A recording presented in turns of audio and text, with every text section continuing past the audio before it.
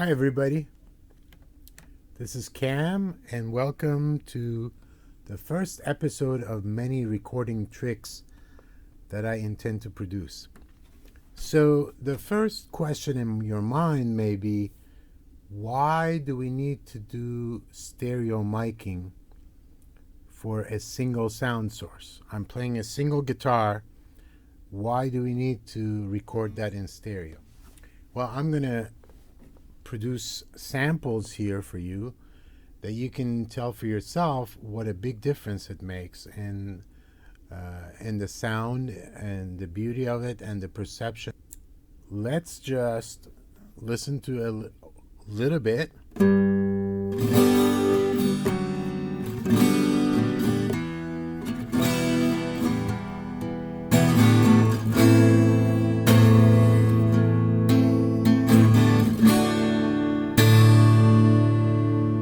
And then now that you've had a little taste, please put on headphones, or if you prefer, or you have them handy, earbuds, because if you are listening to this through a cell phone speaker or the speakers on your laptop, you're probably not going to catch the difference between the different recording methods that I'm going to try to demonstrate here.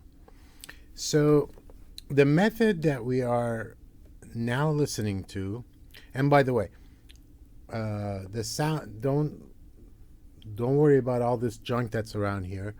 The sound that you're listening to is directly recorded from these two hype microphones, and it's plugged into a pro camcorder without any mixer or any effects or anything in between.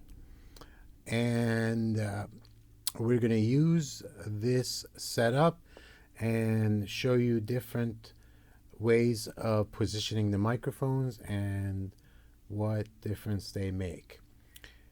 So we just listened to the first part, which was with the mics, tip of the mics being about, I would say, 25 centimeters apart, and the mics being at a 90-degree angle. Now I'm going to go to a setup that I really hate in terms of stereo perception, and it's called XY. And if you are wondering why do I hate XY, just get those earbuds or headphones, and then you'll realize the difference. I'm going to make two recordings of the same stuff. This is XY setting. The tip of the mics are at the same place. They are about 90 degrees in terms of angle. Now they're pretty close to 90 degrees. So let's listen to the same thing I played before with XY.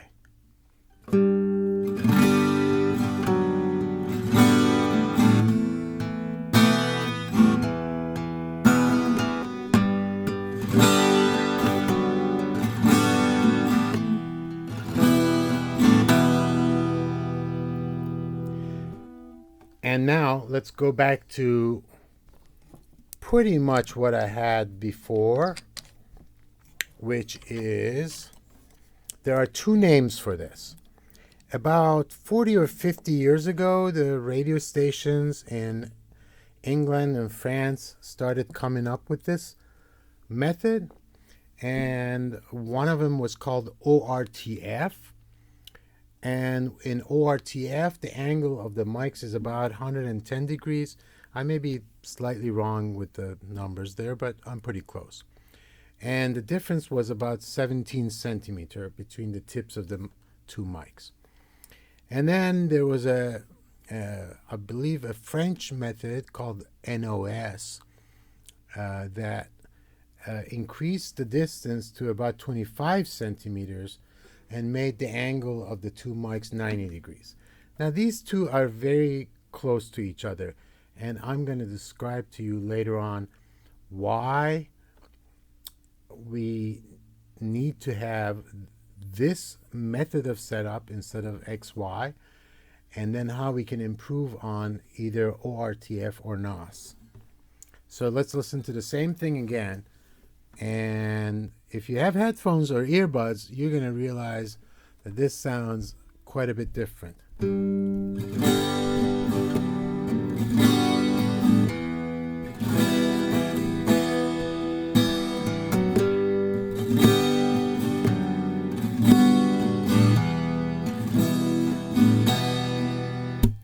So what is going on is the human brain can perceive a sound based on timing difference that the sound wave reaches one ear versus the other.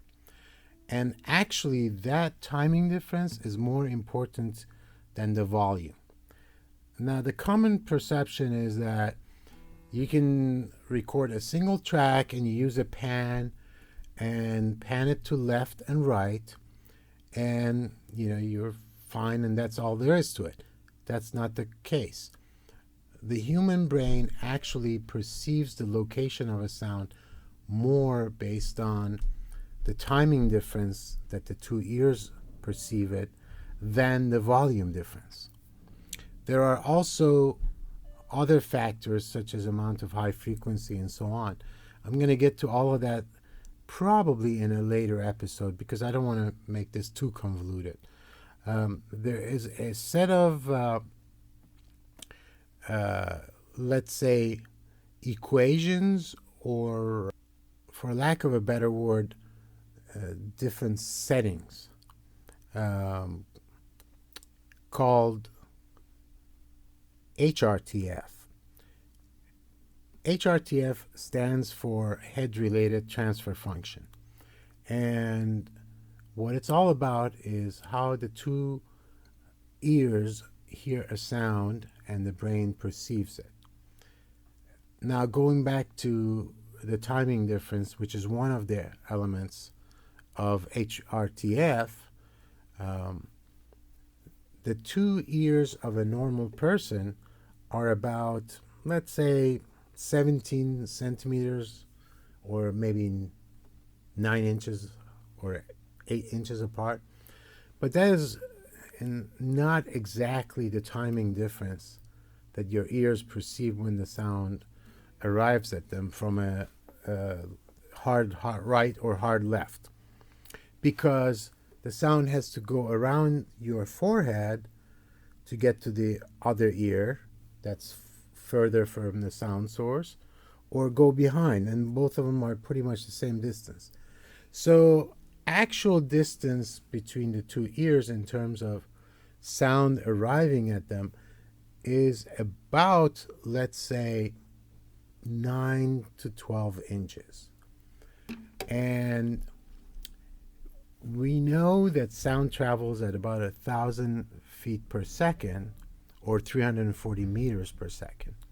So if a sound is coming from, let's say, right side, my right ear is going to hear that sound about 1,000th of a second before my left ear hears it. And the brain has been evolved to really perceive that and locate the sound. So let's go back to listening to something, and I'm going to make a little bit of adjustment and go from ORTF, which is 17 centimeters of difference, to NOS, which is about, let's say, 25 centimeters of difference.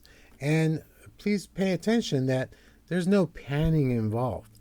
Both of the mics are pretty much getting both are getting equal amounts of the sound, but the timing difference is what makes the huge perception difference. So let's listen to this.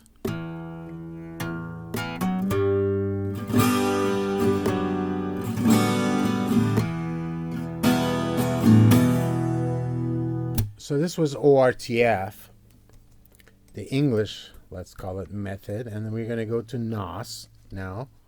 a little bit more different, a little bit more distance between the two mics. And another aspect to keep in mind is that the brain perceives all the reflections that come from the rest of the room as well.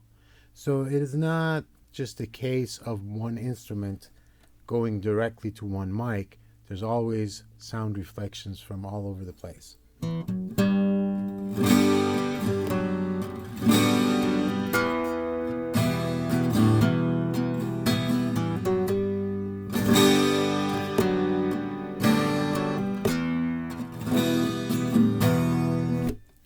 So now I'm going to go back, since I'm thinking you do have your earbud or headphone on, to XY.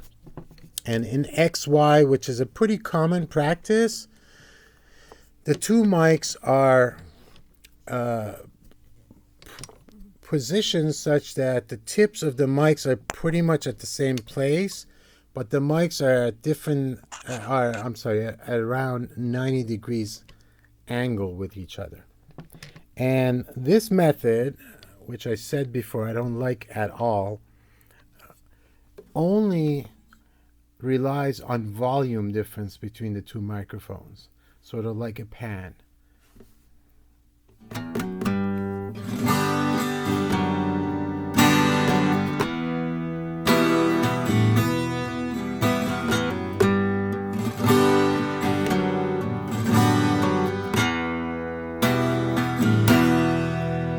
So in the later episodes, I'm going to take this approach and apply it to recording drums, and in particularly room mics or overhead mics, and you'll see what a huge difference that it makes.